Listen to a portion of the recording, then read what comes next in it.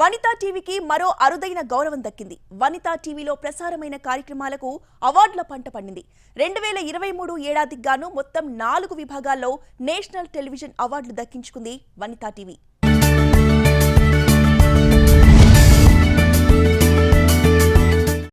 మహిళా సాధికారతే లక్ష్యంగా ముందుకు సాగుతున్న వనితా టీవీకి అవార్డుల పంట పండింది. ఢిల్లీ వేదికగా జరిగిన ఎన్టీ పురస్కార ప్రధానోత్సవంలో ఏకంగా 4 అవార్డులను దక్కించుకుని శభాష్ అనిపించుకుంది. ప్రసార మాధ్యమాలు పెరిగాక వార్తలు ప్రసారాల శైలి మారింది. ఎప్పుడు చెప్పే వార్తలనే కాస్త కొత్తగా చూపించాలనే పట్టుదలతో సెలబ్రిటీలతో న్యూస్ చదివించి అందరిచేత వావ్ అనిపించింది వనితా టీవీ. ప్రతిరోజు ప్రసారమయ్యే వార్తలను వినూత్న రీతిలో ప్రసారం చేసి అందరి మన్ననలు అందుకుంది. సెలబ్రిటీలతో చదివించిన న్యూస్ బులెటిన్స్ కు నేషనల్ టెలివిజన్ అవార్డు దక్కింది. ప్రముఖ సినీ నటీనటులతో వనితా టీవీ వార్తలు చదివించి ప్రసారం చేసింది. సమగ్ర వార్తలతో రూపుదిద్దుకునే ఈ బులెటిన్ కు ఓ నేషనల్ టెలివిజన్ అవార్డు దక్కింది.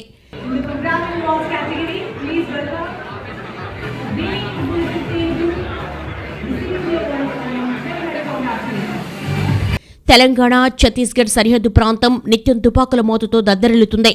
నక్సలైట్లకు పోలీసులకు మధ్య ఎప్పుడూ కాల్పులు జరుగుతూనే ఉంటాయి. నక్సలిజాన్ని ఎదుర్కొనేందుకు ఛత్తీస్గఢ్ ప్రభుత్వం ప్రత్యేక మహిళా కమాండోలు నియమించింది. మొత్తం 32 మంది మహిళల జట్టు ఈ స్పెషల్ ఆపరేషన్ నిర్వహిస్తోంది. కాకులు దూరని కారడవిలో వారు నక్సలైట్లతో పోరాటం సాగిస్తున్నారు.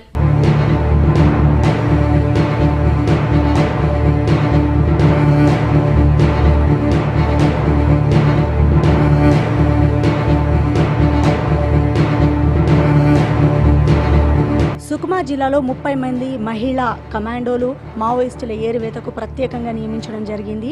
ఈ 30 మంది మహిళా కమాండోల టీంకు దుర్గా ఫైటర్స్ అని పేరు పెట్టడం జరిగింది. దీనికి డిఎస్పీ పారుల్ అగర్వాల్, అంతేకాదు మరి డిఆర్జీ ఇన్స్పెక్టర్ పద్మా జగత్ గారు డిఎస్పీ ఆదేశానుసారంగా విధులను నిర్వర్తిస్తూ ఉంటారు. మిగతా టీం మెంబర్స్ అందరూ 30 మంది మహిళా టీం మెంబర్స్ అందరూ కలిసి విధుల్లో పాల్గొంటారు. వారితో మాట్లాడదాము అసలు ఏ విధంగా ఉంటుంది అనేది వారి మాటల్లోనే తెలుసుకుందాం. నమస్తే మ్యామ్. इंस्पेक्टर पद्मा जगत जी, आप ये फील्ड में सीआरडीएफ जवान से मिलकर आप ये काम करते हो, कैसा लगता है आपको? मैम ये तो प्राउड है हमारे लिए, क्योंकि हम फोर्स के साथ मिल के काम कर पा रहे हैं. क्योंकि जनरली हम लोग संविधान में या फिर लॉ पे या कहीं भी किसी भी क्षेत्र में हम लोग बात करते हैं महिला और पुरुष की बराबरी की बात. तो अगर वो पुरुष कर सकते हैं तो महिला भी कर सकते हैं. आप सीआरपीएफ जवानों से मिलकर काम करते हो, बाहर जाते हो फील्ड पे, आपके हाथों में AK-47 ये पूरा सामान उठा के जाना, ये सब कष्ट नहीं लगता आपको? नो मैम, इसके लिए हम लोग को बेसिक ट्रेनिंग दिया जाता है. लगभग हम लोग 2 साल का कोर्स करते हैं. बेसिक ट्रेनिंग में सारी चीज़ें सिखाई जाती है, वेपन्स के बारे में, और हम लोग का per day 30 kilometre 20 kilometre rifle के साथ रनिंग होती है और पूरा एक्सरसाइज होता है सारी चीज़ें. तो इसलिए फिजिकली और मेंटली हम लोग पहले से ही ट्रेनिंग में फिट कर दिया जाता है. तो इस टाइप से कोई दिक्कत नहीं आती. ये कदम क्यों उठाए आप ऐसा करने के लिए? आपका घर वालों का सपोर्ट कैसा रहता? ये आप अकेले सोचते हो ऐसा ये फील्ड में आने के लिए? मैम ये तो ऐसा है कि जब इंसान पैदा होता है तो उसका कोई ना कोई उद्देश्य होता है. तो जैसे मेरा उद्देश्य ये था कि मैं आसपास के चीज़ों को देखती थी, तो क्राइम जो हो रहा है और जो भी समस्याएं हो रही है, जैसे अभी इधर सुकमा में नक्सली समस्या है, तो फिर मैंने अपना एक उद्देश्य बनाया कि भाई मुझे इस क्षेत्र में काम करना है और जो भी समस्याएं हैं उसको सॉर्ट आउट करना है. तो इसके लिए मैंने अपने परिवार से जब मैंने बोला कि मेरा उद्देश्य ये है, मैं स्पोर्ट्स में ज्वाइन करना चाहती हूँ, तो मेरे घर वाले एग्री थे, मेरा बहुत सपोर्ट किए, और मेरे फैमिली के सपोर्ट की वजह से मैं आज यहाँ पे स्पोर्ट्स पे. हर एक पल ऐसा कष्ट से आगे बढ़ना चाहते हो इस काम में, ये कमांडोस ट्रेनिंग में पूरा आप सीख कर ही आते हो, फिर भी फील्ड में गए तो क्या होता क्या, ये तो भरोसा नहीं है. तो आप इतना धैर्य साहस से कदम उठाते हो. आपका और एक आपसे मिलकर काम करते हैं ना औरत, वो सब लोगों से आपका बातचीत कैसा होता? काम में जाते हो ना, तब कैसा आपको डीएसपी मैडम कौन सा ऑर्डर्स देता हो, कैसा फॉलो करते हैं सुबह से उठकर शाम तक? मैम क्योंकि फोर्स का काम है 24 आवर्स हम लोग को ड्यूटी में ही रहते हैं, तो सिचुएशन के आधार पे जैसा हमको आदेश जाता है तो उस हिसाब से हम वर्क करते हैं। जैसे हम लोग को इन्वेस्टिगेशन का भी काम करना है, देन सर्चिंग का भी काम करना है। अगर किसी दूरस्थ अंदरूनी क्षेत्र में कोई समस्या आ गई तो फिर वहाँ जाके हम वहाँ के लोगों से मिलकर बातचीत करते हैं, वहाँ की जो समस्या है उसको सुनते हैं और फिर उनकी समस्या का समाधान करने की कोशिश करते हैं। ये पहली बार है ना, ये टीम महिला कमांडोज का टीम पहली बार है, तो कैसा सेलेक्ट करते हैं आपको? मैम जैसे कि इसके पहले तो ये था कि जो अंदरूनी क्षेत्र में सर्चिंग के लिए जाते हैं DRG, तो उसमें महिलाओं को नहीं लिया जाता था। बट जैसे समस्याएं सामने आई कि हम अंदरूनी क्षेत्र में जाते हैं तो उधर पुलिस का फोर्स जवान जाते हैं, मतलब जेंट्स लोग जाते हैं, तो वहाँ महिलाएं हैं, अगर महिलाओं की कोई समस्या है तो पुरुष उतने संवेदना से उनकी समस्या को नहीं समझ पाते हैं, नहीं सुलझा पाते हैं, तो वहाँ पे महिलाओं की ज़रूरत थी। तो इसलिए फिर दुर्गा फाइटर्स का इन्होंने एक टीम गठित किया जिसका नाम है दुर्गा फाइटर्स, और पिछले 1 साल से ये चल रहा है मैम। तो जहाँ पे महिलाओं की समस्या है तो वहाँ पे हमारी टीम जाती है सारे फोर्स के साथ, जो जिसमें CRPF के फोर्स रहते हैं, अपना CF के फोर्स रहते हैं, DRG रहते हैं, तो इनके साथ हम लोग जाके काम करते हैं। ये आप CRPF एंड DRG ये सब बोल रहे हो ना, ये भी कोर्स हैं क्या? मैम ये फोर्स का नाम है। जैसे हम लोग TF से हैं, मतलब डिस्ट्रिक्ट फोर्स है, तो हमारा काम रहता है इन्वेस्टिगेशन करना, जो भी अपराध है उसका रोकथाम नियंत्रण करना।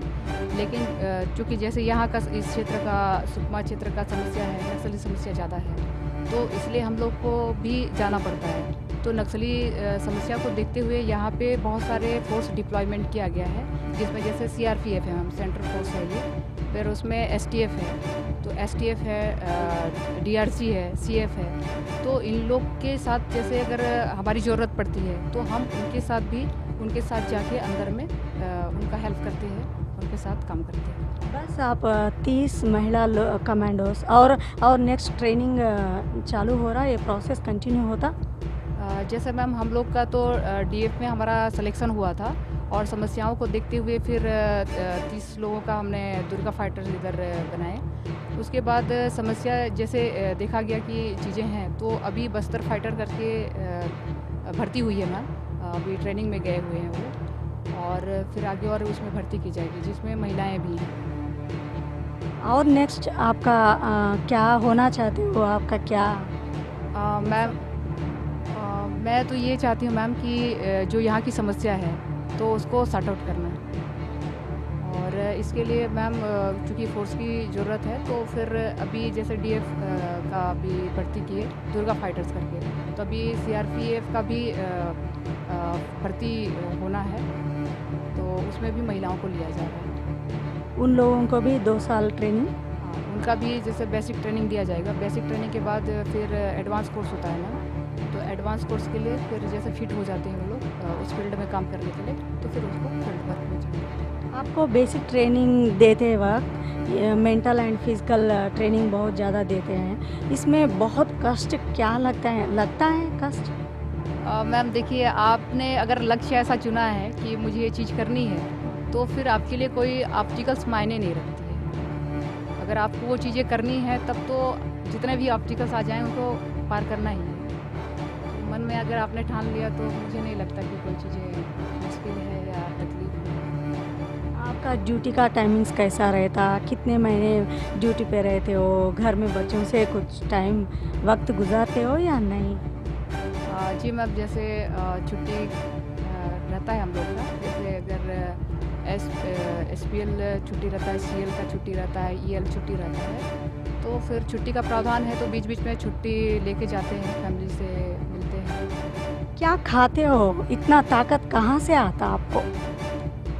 मैम वही हरी साग सब्जी है, मैं तो वेजिटेरियन हूँ, तो फिट रखने के लिए तो जो भी आपको वेज नॉन वेज है वो जो आप लोग लेते हैं वो हम लोग भी लेते हैं। पुरुष लोगों को और लड़की लोगों को दूसरा तो हम नहीं मानते, मगर फिज़िकल बॉडी में थोड़ा बहुत तो प्रॉब्लम्स तो रहता है ना। अब देखो शादी होता, बच्चों पूरा ये सब संभालना पड़ता, ये सब आपको कभी कष्ट नहीं लगता? नहीं मैम, एक तो ये हमारे हिंदू उसमें मान्यता है और ये कहावत भी है कि महिलाओं को एक शक्ति का रूप दिया गया है। जैसे हमारे दुर्गा फाइटर्स नाम ही इसी पे है, तो मैं तो ये मानती हूँ कि पुरुषों से ज़्यादा शक्तिशाली होती हैं महिलाएं, तो ऐसी कोई दिक्कत नहीं है। यहाँ पद्मा जगत मैडम, डीआरजी इंस्पेक्टर होने के नाते आपका दिनचर्या कैसा होता? कौन सा काम आपको अलर्ट करते हैं फील्ड में? जी मैम, हम लोग का तो ऐसा है कि चूँकि डीएफ में है और हम लोग को सारे फोर्सेस के साथ काम करना होता है, तो अगर थाने में कहीं पे लाइन ऑर्डर आ गया तो लाइन ऑर्डर में भी हमारी ड्यूटी लगती है। अगर वीआईपी मूवमेंट है तो वीआईपी मूवमेंट में भी हमारी ड्यूटी लगती है। अगर कहीं पे कोई क्राइम हो गया तो क्राइम रजिस्ट्रेशन से फिर इन्वेस्टिगेशन का काम भी हमारा रहता है। अगर हमको अंदरूनी क्षेत्र में जाना पड़ता है तो उसके लिए भी हमारे जो कप्तान साहब हैं, तो उन्होंने यहाँ बहुत सारे सुपरविजन अधिकारी अलग अलग काम के लिए उन्होंने डिप्लॉयमेंट करके रखा हुआ है। जैसे हमारे दुर्गा फाइटर्स के जो सुपरविजन अधिकारी हैं डीएसपी पारुल अग्रवाल मैडम, तो उनके आदेश पे हम लोग काम करते हैं। तो जैसे उनका आदेश रहता है कि आज आपको अपराध का इन्वेस्टिगेशन करने के लिए उधर पे जाना है, तो फिर हम लोग इन्वेस्टिगेशन के लिए जाते हैं। अगर कहीं पे हम लोग को मिशन में जाना है अंदरूनी क्षेत्र में, तो उनका कमांड होता है कि आपको उधर पे जाना है, तो उनका कमांड जैसे रहता है तो उस हिसाब से हम लोग फिर अपने वक्त पे निकलते हैं। విన్నారు కదండి, కుటుంబంతో పాటు సమాజాన్ని రక్షించుకోవడం కూడా మా బాధ్యత అంటున్నారు. ఈ సమాజంలో స్త్రీలు పురుషులు అనే తేడానే లేదు. సో మేము సమాజం కోసం ఎంతో కొంత సేవ చేయాలని ఈ రంగంలోకి అడుగుపెట్టాము అని Durga fighters team DRG inspector Padma జగత్ గారు వారి మాటలో తెలియపరిచారు. అడవిలోకి వెళ్లి వారు తిరిగొస్తారన్న నమ్మకం కూడా తక్కువే. అలాంటి దండకారణ్యంలో ప్రాణాలకు తెగించి వనితా టీవీ దుర్గా ఫైటర్స్ బృందాన్ని ఇంటర్వ్యూ చేసింది. ఓవైపు కూమింగ్ జరుగుతోంది, తుపాకుల మోతలు వినపడుతూనే ఉన్నాయి. బుల్లెట్లు పేలిన శబ్దాలు వింటే ప్రాణాలు ఎప్పుడు గాల్లో కలుస్తాయన్న భయం, ఎటువైపు నుంచి తూట దూసుకొస్తుందన్న ఆందోళన. అయినా ఏమాత్రం బెదరక అదరక ఇంటర్వ్యూ పూర్తి చేసిన వనితా టీవీ అడవిలో వారి స్థితిగతులు, వారు ఎదుర్కొంటున్న కష్టాలను కళ్ల కట్టినట్టుగా చూపించింది. ఈ కథనానికి గాను వనితా టీవీకి మరో నేషనల్ టెలివిజన్ అవార్డు దక్కింది.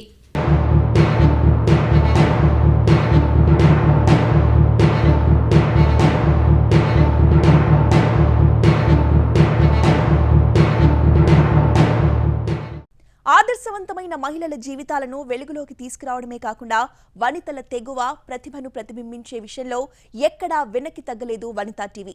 ఎలాంటి క్లిష్ట పరిస్థితులు ఎదురైనా సరే వారి గొంతుకను ప్రేక్షకుల ముందుంచుతోంది వనితా టీవీ. మహిళల్లో స్ఫూర్తిని నింపి దేశానికి తమ సత్తాను చాటి చెప్పేలా చేస్తోంది. అందుకే వనితా టీవీ మహిళలకు ఆశాజ్యోతిగా నిలుస్తోంది. దివికేగిన ధీరతేజం, అడవి తల్లి రక్షకులు కార్యక్రమాలకు గాను వనితా టీవీకి ఎన్టీ పురస్కారాలు దక్కాయి.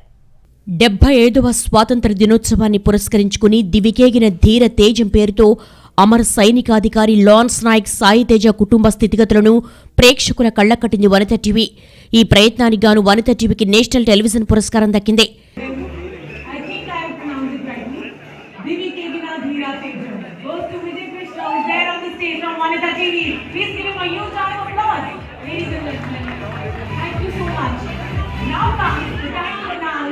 సాయి తేజ స్ఫూర్తిని దేశానికి చాటాలన్న ప్రయత్నం చేసింది వనితా టీవీ. అందులో భాగంగానే సాయి తేజ స్వస్థలమైన అన్నమయ్య జిల్లా కురుబలకోట మండలం ఎగువ రేగడి గ్రామానికి వెళ్లి వారి కుటుంబ సభ్యులను పరామర్శించింది. అమర జవాను తల్లిదండ్రులు, వారి సతీమణి, 2 పిల్లలతో స్వయంగా మాట్లాడింది. సాయి తేజకున్న దేశభక్తి, కుటుంబ సభ్యులతో ఆయన మెలిగిన విధానం లాంటి స్ఫూర్తివంతమైన విషయాలను ప్రజలకు తెలియజేసింది. లాన్స్ నాయక్ సాయి తేజ తల్లి భువనేశ్వరి గారు మనతో పాటు ఉన్నారు. నమస్తే అమ్మ. నమస్తే అమ్మ. సాయి తేజ లాంటి ఒక గొప్ప వ్యక్తిని ఈ దేశానికి అందించిన మాతృమూర్తి మీరు. సాయి తేజ గారి గురించి ఎంత తెలుసుకున్నా ఇంకా తెలుసుకోవాలనే తపన ఈ దేశ ప్రజలందరిలో ఉంది.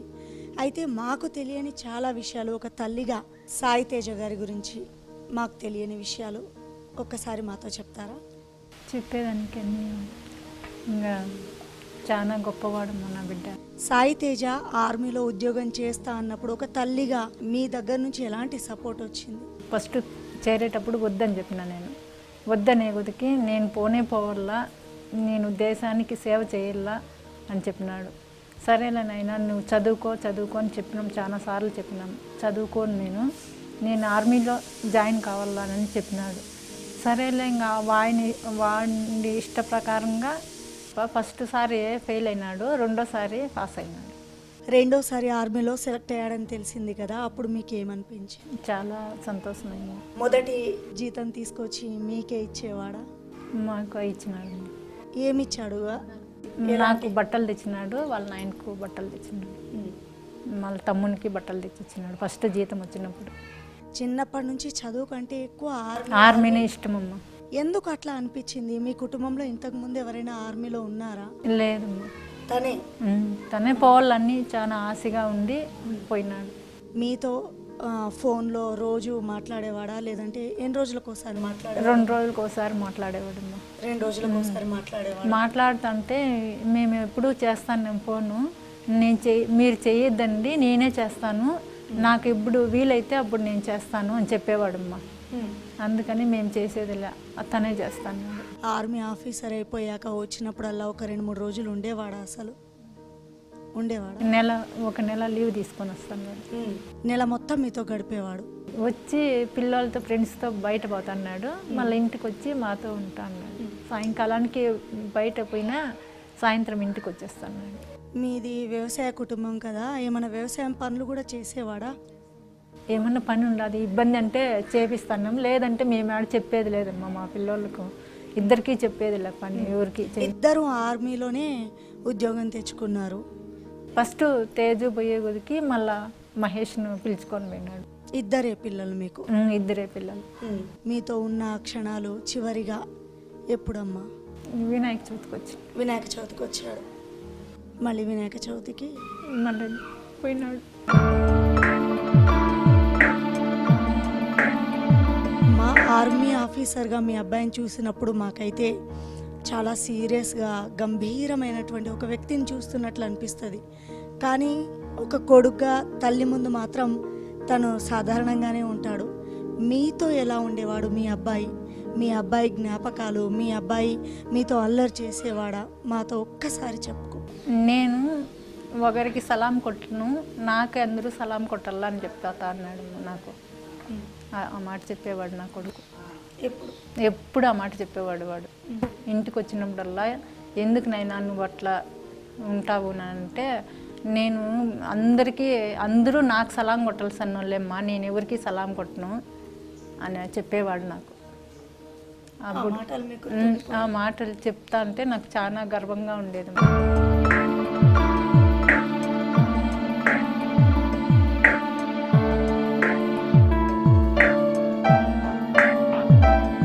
వాడు ఎప్పుడు అల్లరి చేయలేదమ్మా, సైలెంట్గా ఉంటున్నాడు. వాడు చాలా మంచి మనసు వానికి, అందరూ కావాల వానికి, అందరితోనూ బాగా స్నేహంగా ఉండేవాడు. అవ్వ, తాత, పెదనాయన గారు, పెద్దమ్మ గారు అందరినీ బాగా చూసుకుంటా ఉన్నాడు. అందరూ కావాలమ్మా, మీరు ఇక్కడ ఉండొద్దండి, టౌన్లోకి మదనపల్లికి వెళ్ళిపోదాం రండి అని చెప్పేవాడమ్మా. నా బిడ్డలను చదివించుకుంటా ఉందిరండి అని చెప్పేవాడమ్మా మమ్మల్ని. వాళ్ళ అప్పకు నాకు చెప్పేవాడు. ఎప్పుడు అదే చెప్పేది, ఏం మాట చెప్పేదిలేమ్మా, మీరు సేద్యం చేయొద్దండి, వ్యవసాయము మనకొద్దు, ఇటు నుంచి మదనపల్లికి టౌన్లోకి వెళ్ళిపోదాం రండి అని చెప్పేవాడు. మీకు చాలా సార్లు అదే చెప్పినాడు, ఈ మధ్య అంతా అదే చెప్పినాడు. నువ్వు కష్టపడొద్దమ్మా, మీరు ఎప్పుడు కష్టపడొద్దు, నేను చూసుకుంటాను, మేమిద్దరం ఉద్యోగం చేస్తాను పిల్లలము, నీకెందుకు ఇప్పుడు ఎంత ఇబ్బంది, నువ్వు ఆడబిడ్డలు లేదు కదా నీకు, ఇద్దరు కొడుకులే కదా, మేము ఉండాం సాగుతాము అని చెప్పేవాడు.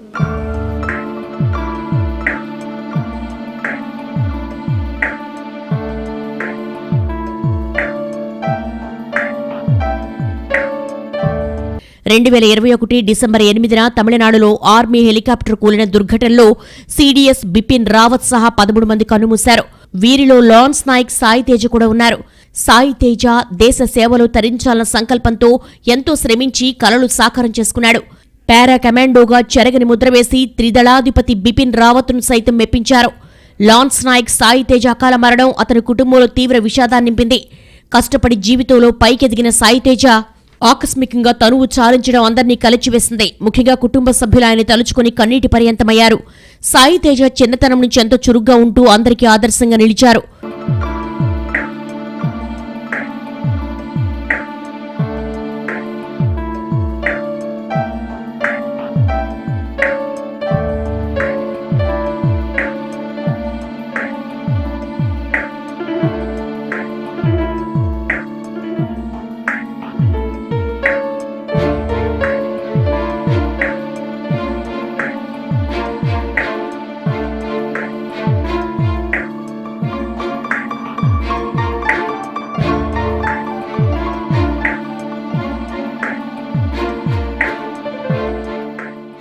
ఇక మహిళా దినోత్సవాన్ని పురస్కరించుకుని అడవి తల్లి రక్షకుల పేరుతో వనిత టీవీ ప్రత్యేక కథనాన్ని ప్రసారం చేసింది.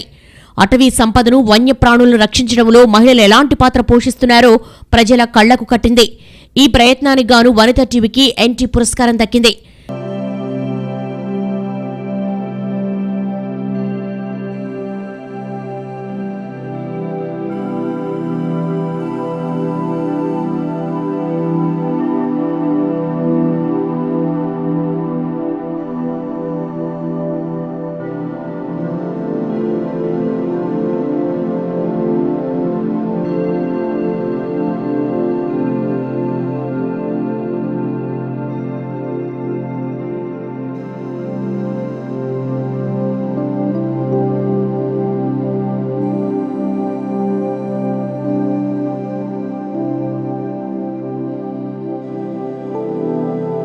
కారడవిలో ఉద్యోగం కర్తవ్యంతో పాటు స్వీయ రక్షణ ప్రధానమే.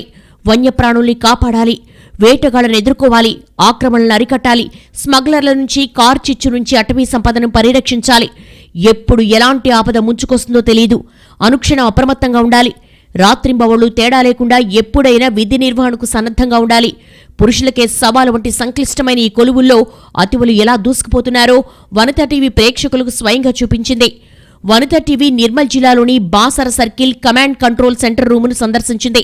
అక్కడ బేస్ క్యాంపులను, చెక్పోస్టులను మానిటరింగ్ చేసే మహిళా అధికారిని పలు విషయాలు అడిగి తెలుసుకుంది. అంతేకాదు చెంగోలి రిజర్వ్ ఫారెస్ట్ కు వెళ్లి అక్కడ విధులు నిర్వర్తిస్తున్న మహిళా ఉద్యోగులను కలిసింది. వారితో కలిసి అడవిలో అడుగులేస్తూ ఆ మహిళా ఉద్యోగుల దినచర్య, ఎదుర్కొంటున్న సవాళ్లు లాంటి విషయాలు అడిగి తెలుసుకుంది.